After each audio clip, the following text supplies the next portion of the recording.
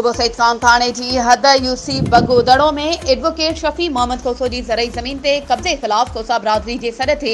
शहर जी सॼाण धुरिन जो अब्दुल वहीद कोसो, जानिब कोसो, अब्दुल गफूर कोसो जी अॻवानी में कच्चे रोड ते एहतिजाजी मुज़ाहिरो।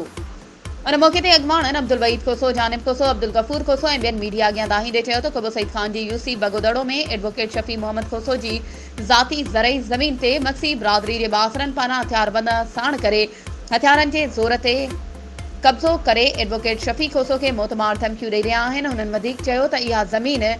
एडवोकेट शफी मोहम्मद कोसो जी ज़ाती खाते वारी ज़मीन आहे, जंहिं ते मक्सी बिरादरी पारां हथियारबंद विहारे कब्ज़े जी कोशिश करे रहिया आहिनि। हुननि DIG लाड़काणो, SSP कंबर शिदात कोट ऐं ॿियनि मसवारनि खां मुतालबो कयो त एडवोकेट शफी मोहम्मद कोसो जी ज़रई ज़मीन तां कब्ज़ो ख़त्म कराए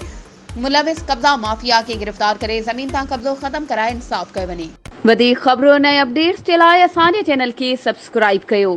ऐं हा, बेल आइकन खे प्रेस करणु न विसारिजो त जीअं असांजी हर नई अचण वारी वीडियो तव्हां ताईं पहुची सघे।